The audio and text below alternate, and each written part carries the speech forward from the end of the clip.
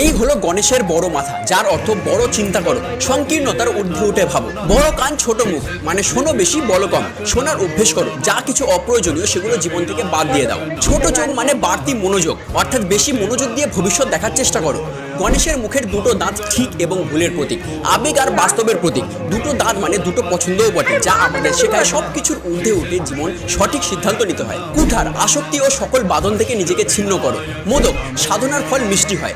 অভয় মুদ্রা আশীর্বাদ নাও। সুর গ্রহণযোগ্যতার প্রতীক, অর্থাৎ নমনীয় হও।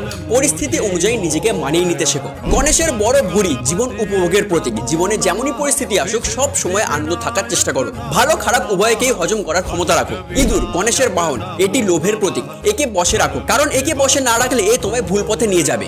বসার ধরন, যতই তুমি উঁচুতে উঠে যাও পা যেন মাটিতে থাকে। গণেশের এই রূপ আমাদের অনেক কিছুর শিক্ষা দেয়, একজন আদর্শ মানুষ হয়ে উঠতে কি কি গুণ থাকা উচিত।